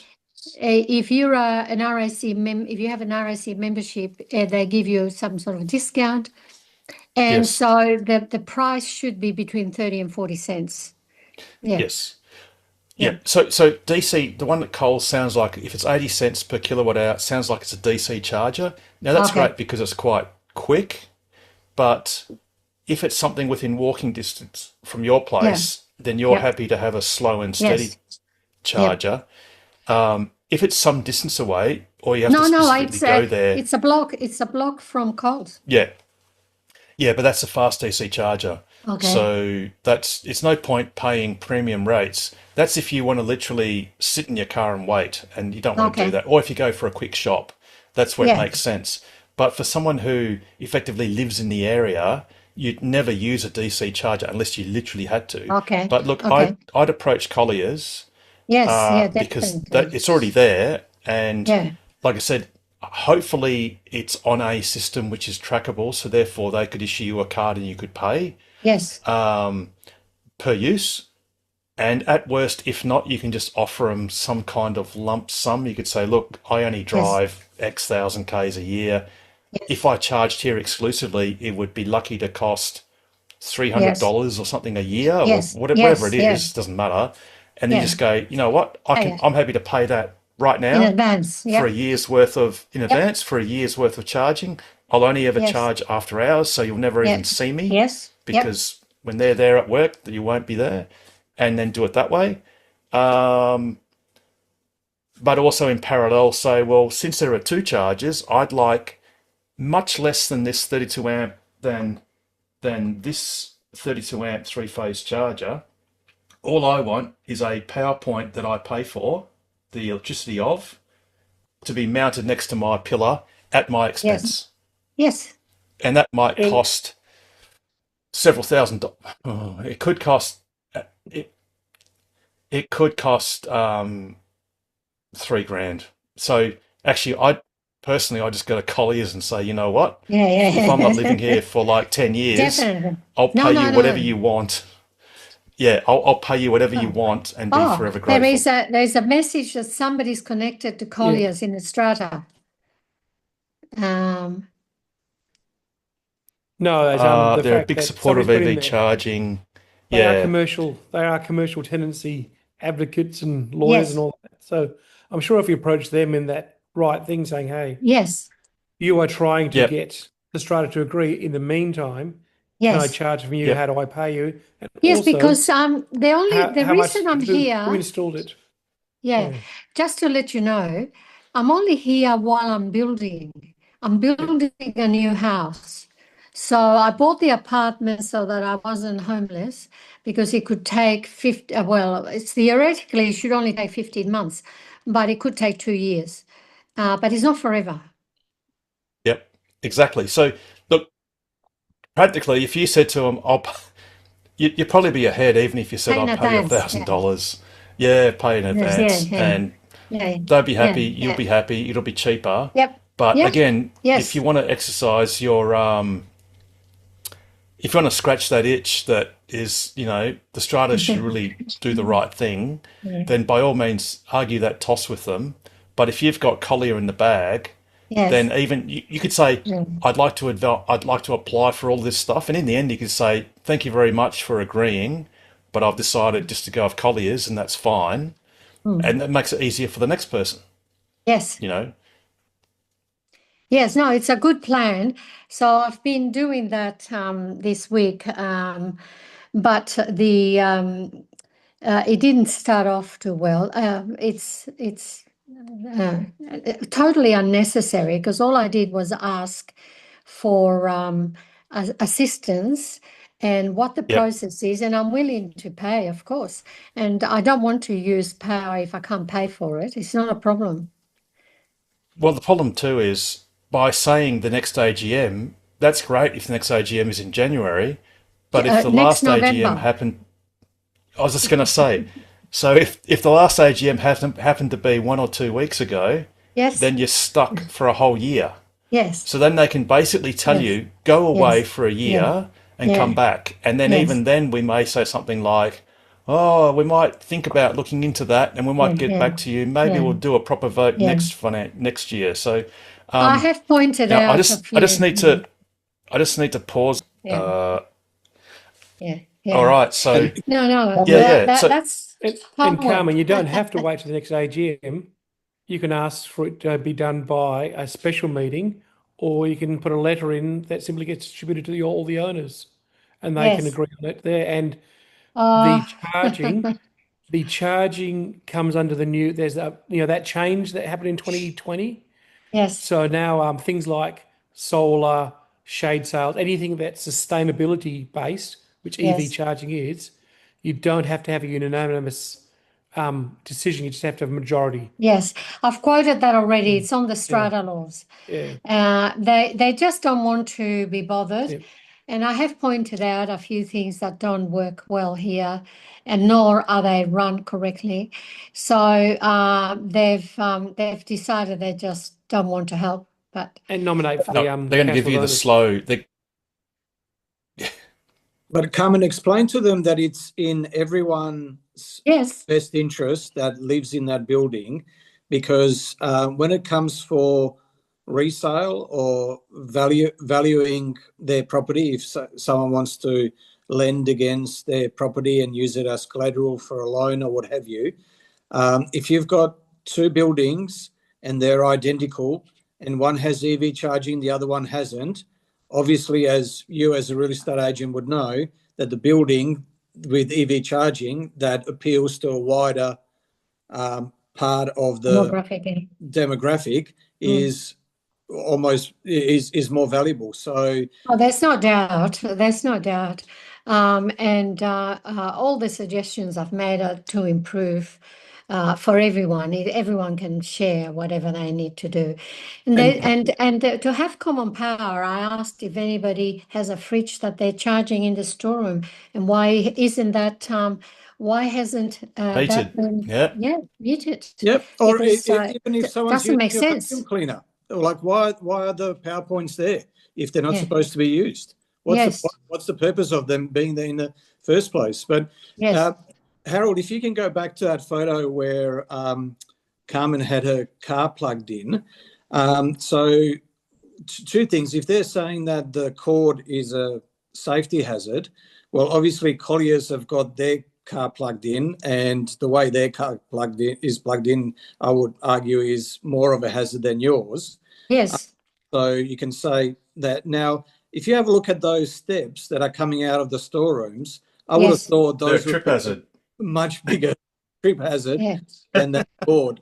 But anyway, just for other people sort of watching, see how you've got that cable plugged in, and I know you've probably got it plugged in that way because you're using the UMC, and that's as far as it goes. But if you do have a extension cord, and as long as it's a heavy duty one, and it's not too long, and it's a nice yellow one, can hang it, sort of help as well. But if you do have slack, what I try and do is always leave a little bit of slack underneath the car for the cable, and that way, if anyone does catch their foot on the cable, there's a bit of slack, so it's not going to trip them over, but it helps you as well because they're not going to break off potentially, your charge handle out of your charge port. Yes.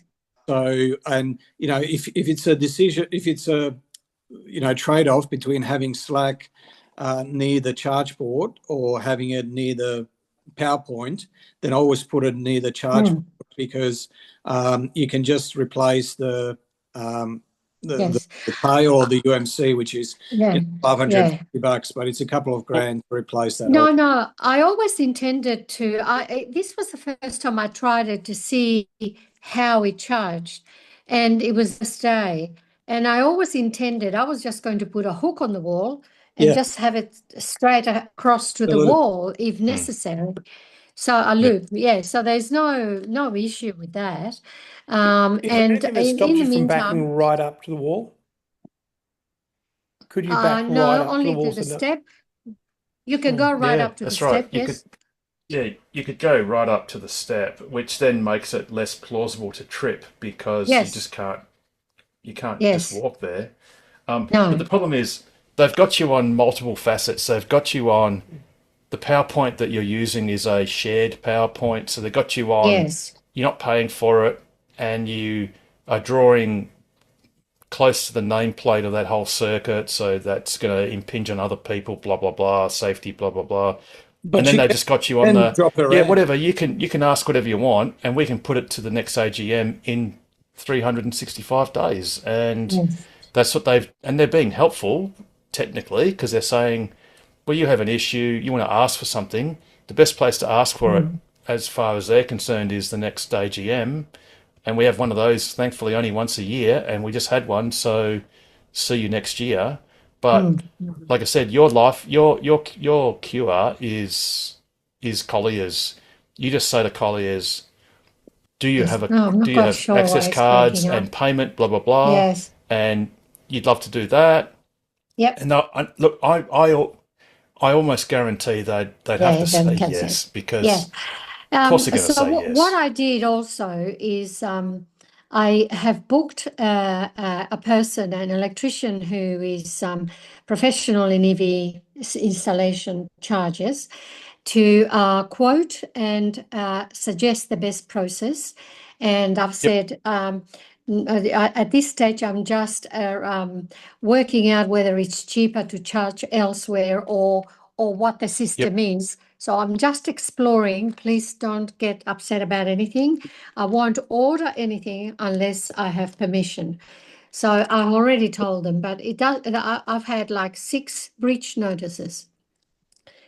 Yeah. So look, off the top of my head, if you want to go down the route of getting something, Yes. the lowest hanging fruit would be effectively, let's imagine this is your wall, getting an electrician to surface mount. And the good thing is I can see here that's some pipe work. Yes. So there's no question that if you surface mount a conduit on this slab, Yes. that you're going to endanger clearances and whatever, because there's fluoro lights or LED lights and stuff. So there's no way that you couldn't get a conduit put a power point here that's on your circuit, so you're paying for it, to go up here, along here, up there, along there, whatever, along this corner or wherever it has to go to the switchboard. Because there's so many other things that are dangling and protruding, there's no issue. The issue is you may want to seek permission to do that, but in the end, you might just negotiate with Colliers and just do a cheaper deal. Definitely. I'll do it tomorrow. But it's still worth it's still arguing the toss. Yes. Again, for the next person, because Yes. No, that because it's not apartment forever. is full It's of fine. no. So that apartment is full of people today that know they will never use an EV. Yes. I'll get a hybrid, I'll get a something, I like my car, blah, blah, blah. Yes. The entire world was full of Nokia mobile phone users in 2006 that didn't even know what a smartphone was. Yes. And 10 years later, not even 10 years later, everyone knew what a smartphone was and most people owned one, and almost none of them were Nokias. So things change very quickly, and just because all the council of owners currently know they're not going to ever have an EV and couldn't imagine being in one, in the next 10 years, I think they themselves will be shocked that their today selves would be shocked at just how happy they'll be with an EV in 10 years' time, tops. Yes. So things change. Also, another thing that may help you is I've just put in the chat a link to a PDF from the WA state government. It's their position statement on EV charging. Yes. It's got a table of recommendations, if you like. And at the bottom of that table, they've got residential units, so multi-dwellings, single dwellings, blah, blah. And it says that they recommend a level 1 charge point for, actually, let me see if I can bring it up. It says level 1 to each parking bay assigned to a dwelling. So they're basically saying that the minimum, and they call this the minimum level of provision. So it comes under the heading of EV charging infrastructure, minimum level of provision for residential, which includes single house, grouped dwelling, multiple dwelling, single bedroom dwelling, aged and dependence dwelling. So you obviously come under that. And it says level 1. And level 1, so that you know, is basically a GPO, a 10 amp power point. So exactly what you've got there already. And they're suggesting that as a minimum, every parking bay assigned to a dwelling should have one of those installed and made available for EV charging. So that's the WA state government's recommendation. So if that doesn't carry any weight, and this is quite recent, it was published in March 24. Yeah. So it's 80 months old, something like that. Yes. So it's quite recent, and the government that's still in power was the one that's in power now, was the one that published this position statement. So if that doesn't carry any weight with them, then you've got to ask, why? Do they know better than the state government, or is your group of units somehow very different from other dwellings, or what is the reason why they would be exempt? Yeah. Exactly. Well, what is the reason that would be a justification to ignore this position statement from the state government? Yes. Yes. Look, it's they're just non-cooperation. Carmen, you can be It's completely easy to say militant with them no. if you're only there for 15 months, because as Yes. you know, there is no enforcement, there is no fining, they have no teeth apart from giving you repeated enforcements. The only thing you have to be Yes. careful of is the use of the power.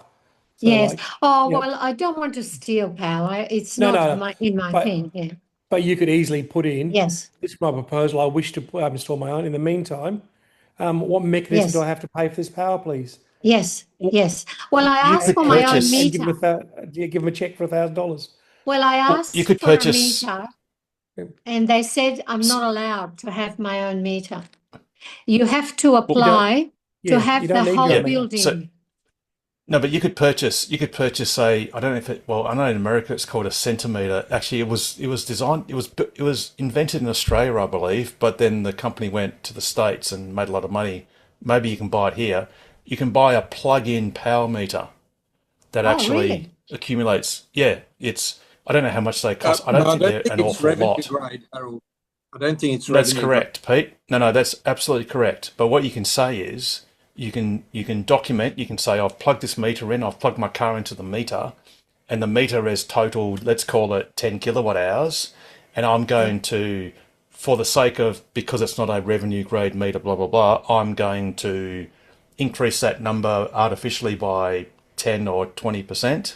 So I'm going, if my meter says I've used 10 units, I'm going to say it's 12, and you submit money to them. So you can't be accused of stealing. You can only be Yes. accused of inappropriately using the infrastructure. Because you're right, Yes. James. Under the proceeds of crime legislation, which is something that hasn't been spoken of in WA for a long time, technically, if you steal something, the amount of recourse that the government can seek is not the value of the item you stole, but the value of the location in which you stole it. An example being, you steal a Mars bar from an IGA, it's not the, I don't even know what the Mars bar is, dollar a Mars bar. That's not the value of the theft to be deemed to be recovered from you. It is the value of the IGA supermarket. I know that's nuts, Oh. but this was part of the proceeds of crime legislation, and its effect is, and it was intended for bikies, and you get drug money and you buy a palace and whatever, and then they want the value of the palace. But the way the legislation was written had the effect that if any other crime occurs, and a crime is a misdemeanor, is theft or whatever, and stealing 30 cents is just as much a theft as stealing $30 million. It's just a different number of zeros. The legislation as written technically defined, now this would not happen to you, but I'm just saying technically, in some parallel universe, the Commissioner for Police could decide to say, well, we're going to take the value of that unit that you bought because the crime occurred in that complex. It's nuts, and it would never actually happen, but it could happen. But one way you can prevent go, Harold. So then by plugging in this centimeter, it's not revenue grade, it's not whatever, but the intent is, in fact, you could even say to them, tell you what, I'm going to send you a check for $50, which is prepayment for power I intend to use. And then you could try James's technique of, well, stuff you send me breach notices. You can't accuse me of stealing because I'm prepaying for stuff. So I haven't stolen the power. I've drawn it contrary to your instructions or proper use. They could then always threaten to send in an electrician and disconnect your power point, which would be interesting. That's an interesting tactic they could do. And then it might get a little bit willing. But you could do the whole argument of that. I'm more than happy to comply. Can you explain to me how you are charging all the other residents who have power points in their thing for their use? I want to put a fridge. Follow the same rules as them. Yes. I want to. I like my storage area Freezer. toasty warm in winter, and I'm going to put a space heater inside and set the thermostat to 40 degrees because I've got something in there that likes nice dry air, and I want to put a 2,000 watt space heater in my shed. Why can't I? And in It's fact, The terrible. resident police will can't see it stop and they you. will put you because the resident police there will be on the lookout. Because in Yes. complexes, you got people like that, and they will Yes. just Yes. report it. But- So But this could be quite. And of course, then what you do then is you ring up Nadia Mitsopoulos on the ABC and you go, "How dumb is this? All I wanted was a car charger, and I ended up with a dehumidifier and aircon system in my shed, and there's no strata regulation that says I can't do it. It's common Yes. property, and everyone's all daisy chained. And why can't all Yes. the owners Yes. have a Vintech Yes. bar fridge in Yes. their storeroom? Because Well, yeah, I a wanna bar fridge or a freezer is a logical thing to have because the apartments are small and you Yep. could have extra supplies. And Yep. there's nothing to stop anybody doing that. Yeah. Of So course you there's are not. you put the onus back on them. Yeah. Everyone has a plug in their storeroom. I'm more than happy, just like everybody else, to pay my fair share. How are you charging or metering the usage for everybody else? Oh, well, I suggest that their charges don't pass the pub test in anything, No. actually. So in other words, you say, and in the meantime, while you figure that out, here's Yes. my $50. Yes. For when you figure it out, and the next month, here's my other $50. Here's my other $50. Have you figured it out yet? Carmen, what I would Once do, you've figured it out, I'm happy to do everything that you do for everybody else. Yep. Yes. Carmen, what I would do is And I'll just, keep these breach notices for now, thanks. Carmen, what I would do is just preemptively, when you pay your rates next time, just add $50 or $100 to your rates. Yes. And that way, you if anyone's accuses you of stealing power or using other people's power, you can say, well, I've already prepaid it. That's why I paid an extra $50 or extra $100 my rates. You've already got my money. I'm in credit on my rates, and that extra $100 that I put in was for the $15 of electricity I'm going to use. Yes. Yes. If it's common power supplied to a private room that you own, they've obviously put it in for you to use. Don't worry about payment. So that's what if the only thing you've got to worry about getting your power cord out along the roof down to your car, so you avoid the safety hazard. Yep. But also, as James pointed out, it's government policy now with all new stratas to make provision for this charging. Yes. it looks So as though they I think have it's a done. cut What are and those dry. PowerPoints on those columns for? Yeah, but if Yeah, this they is have, in yeah, private yeah. property, this particular PowerPoint is in Common. Carmen's unit, which is private property. Yeah. So it's inviting her to use it. Yes. So there's is. no fee should be attached. If they've decided stupidly to put it as a common circuit, it's ridiculous. Yeah. Yeah. And Yeah. everyone's got one, so anyone can use whatever they like. Has anyone actually proven it is a common circuit in your? Well, They no, probably just I said don't. so. They just Yeah, said somebody so. I said don't so, know. but has anyone actually tested it? It No. likely would be, James. Yeah, No, likely it would should be, not but be in private yeah. property. Yeah, it doesn't make sense. Well, it shouldn't. Um, It shouldn't be. It shouldn't No, be. and the first thing is that when you have an inquiry of this type, you might just say, ideally, what do you need? What do you request? We haven't had this issue before. We'll need a little bit more information. What are the alternatives? I mean, it's not a rocket science thing. It's all pretty easy. And I have said I'm willing to consider. I mean, I don't want to really pay $3,000 for a PowerPoint because I won't be there that long. No, But no, that's Well, right. you'll probably get it back when you sell your unit anyway. yes, true. Because But you'll be able just go to Collier's and just Yeah. argue the toss. So I'd Yes, go Collier's first, Yes, lock that in, by whichever means, Yes. and then still argue the toss, because it's always useful. Because yes.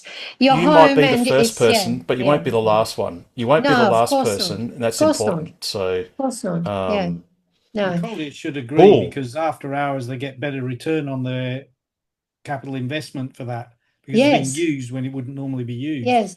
No, Especially well, if I it's getting said, income. I said to her, there's no overloading. I have looked at what lights are on. I'm a late stayer at night, so I'm up till midnight. And if you charge from 11 p.m. till 4 a.m. or 5 a.m., no one's using any power. It's not like That's it's going right. to open. It's And you silly. can Which you can shed also is going to lower the- use power at Yeah. 1 a.m.? Yeah, Well, which you can the- set the- your timer. You can literally tell your car to charge Yeah. from 1 a.m. Yeah. to 6 a.m.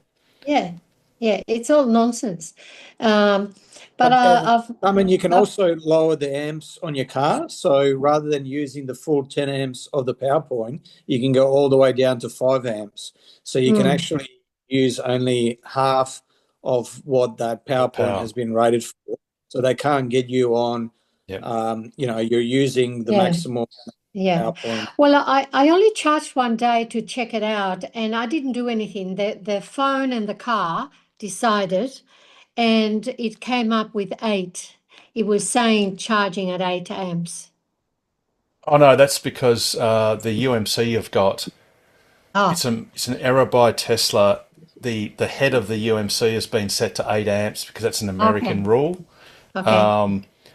There is a way to fix it, but we won't do this right now. Yeah. But yeah, it's only 8 amps, unfortunately, when Yeah. you get it out of the box. But yeah, that's just a Yeah. different thing. And it's very slow. Awesome. Yeah. It is. Yeah, you're doing 8Ks an hour. That's right. You're not. But to be honest, if you only drove your car the average 15,000 kilometers a year and did that evenly I do for less every than day, 10. well, right. Well, there you go. That's less than 38 kilometers a day. So you would easily recover the 10,000 kilometers in the 12 hours overnight every day, so easily on any current rating. So Yeah. you don't need much. You really don't. Yeah. Cool. But no, you know what to do. Thank you. Like I said, Collier's 1, and everything else 2, Yeah. 2, 3, and 4. But thankfully, actually, it's funny. You say about price. I'm getting an apartment that's being built at the moment, and currently the offer to me to get a power outlet, charger, is only $8,000. So Wow. I can definitely get one, but it's going to cost me, and this is a new build. But anyway, I mean, things cost money, so Yeah. whatever. Yeah. In the overall scheme, yeah. if it's an expensive apartment, It's a sunk cost. yeah. It's very much a rounding error. It's a fraction, so tiny fraction of the cost, overall cost, but still. Yeah. Cool. Yeah. All right. Now it's 9. It's 2 hours in, so we're basically near the end of the program. Is there any other last question or comment? Carmen, do you have one parking spot or a car parking spot and visitors parking spot? No, just one. Oh, that's a shame. If you have a visitors parking spot, Harold could park his caravan there. You could just charge off that. I like your thinking, James. Yes, well, after hours or weekends, maybe. There's plenty of room. I'll try to get you free caravan That's it. storage, Harold. Yeah. Oh no, my caravan's currently sunning itself in sunny Denmark. It actually got the solar panels on the roof got 1,300 watts yesterday. I think it was yesterday. So it's pretty cool. Very close to nameplate. So the caravan's still doing its power work, just not accommodating anyone. This could be an earner for you, Harold. You could park your caravan outside of Strata title place. Come and charge overnight from my caravan. I could go, like I could park in certain dodgy car parking spots and go, hey, do you want to charge? Like I've got 30 kilowatt hours going cheap. Deary me. I'd probably need a permit for that. All right. Any other last questions or comments? Shane's got one. Shane. I'm going to throw in one. Remember a couple of months ago, my neighbour popped up on here, having just taken a I think it was a Model Y for a hire and a bit of a drive. Well, 20 minutes ago, he messaged me saying, "Could you send your referral link through? I'm going to do it." So, so Oh, there we that's go. good. What I like about that is you don't necessarily get them straight away, but you often get them in the end. And And your that's comment awesome. earlier, Howard, about your comment earlier about all these people who couldn't possibly see themselves driving an EV. My brother, who is a foreman on a coal mine in Queensland, in far north Queensland, found himself driving a Model 3 Performance. It's known as FNQ, isn't it? Far North That's Queensland. the one. Far north Queensland, that's the one. Never mind, and he loved it. So there you go. Yeah, I thought you were going to that's say good. he's driving a steam-powered Tesla if he's in the coal business. Not Very quite. good. No doubt 110, 20 years ago, people had their various draft horses. My father used to have a horse, and on the chain ferry across Port Melbourne, he had to pay a ticket for himself, for the chain ferry, and for his horse, like another one for his horse. Oh, There are a lot of people that thought that ridiculous horseless carriages were stupid, and obviously everyone got one who could afford it, and now everyone's got one, and EVs will be the same. So yes, it'll get them in the end, not because they have to, it's because they yes, want to, and it's because yes. the best thing. I'm going to have fusion All powers. right. We don't need roads. Oh, I saw. Yeah, and I hear that, is it Toyota or something? They're bringing out an EV. Oh, it was the not the Land Cruiser. What's the other Toyota? Hilux. Hilux. And in a couple of years' time, or 2 or 3 or 4 years' time, they're going to bring a hydrogen-fueled one too, because they're That'll still be flogging good. that dead horse. That'll be awesome. Doc Brown's Um, anyway. I do have one more thing to throw on, and that is, again, a couple of months ago, I haven't been on here for a while, obviously. My car rolled over the 160,000 K mark. So Very good. there you go. About 100,000 miles. Yeah, there goes the last of my warranties.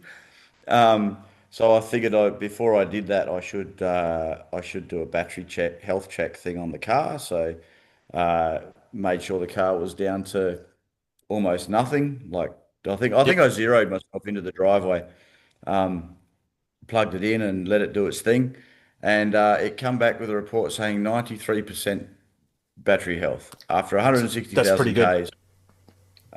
A lap with a caravan. I think that's doing all right. And it's more than that, because you did your lap with the caravan, plus what's the name with the caravan? Oh, No, plus did you have a Tassie, caravan, plus or was it Tasmania as well. plus Yeah, Tassie? yeah, Yeah, so that's yeah, yeah. really that's almost 2 laps, to be honest. That's like 2 3/4 laps distance Oh, wise. and a So and a trip to Port Lincoln and back. yeah, too right. So no, that's done really well. Yeah. And actually, 7% loss that's nothing and you've got And you've actually got a standard range classic, which that, is the yep. NMC No, or no, no, no. NCA chemistry. No, mine's the first of the LFPs. Oh, okay. Oh, lucky. Oh, right. Yep. Okay. All Yep. right. Very good. But Hence to be the very low fair, loss. the first, I reckon the first 4 or 5% went, well, the first 3 or 4 at least went within the first year. Yep. And then it's basically just flatlined after that. And Shane, Yep. I'm pretty sure you've had a few entries in the 0% club. Zero club. Yeah, with One or that. two. I've actually I don't keep count anymore. I mean, put it this A few way. minuses too. When there was a couple of minuses, maybe when the car was like, when I was like, oh shit, I've got to do this thing because tomorrow I'm going to roll over my 160,000 Ks. I went, oh, I know what I'll do, and I just went for a drive up the road, and I literally rolled in on 0%. Yeah. I've got good at guessing where the zero is. Yeah, sometimes it's in hindsight. Wow. Very good. Awesome. All right, very good. I'm guessing no one else has got anything just quickly, just in case. No, I think we're all good. All right. So, Pete, how would you round out an awesome show like this as if I didn't already know? As always, stay safe, stay sustainable. Thank you for your 8 years of service, Chairman Rob Dean, and stay ahead of the curve. Second that. Very good. And the best way to do that is buy a Tesla, join TOCWA, and ask us anything about accelerating the world's transition to sustainable energy and abundance. Have a wonderful week, everyone. Look forward to seeing you on Saturday for our track day, either as a driver or just as a spectator, as I will be. And after that, really do look forward to seeing you on next week's episode of TOCWA's Ask Us Anything. Good night, everyone. Good night. Thank you. Guys. Yes.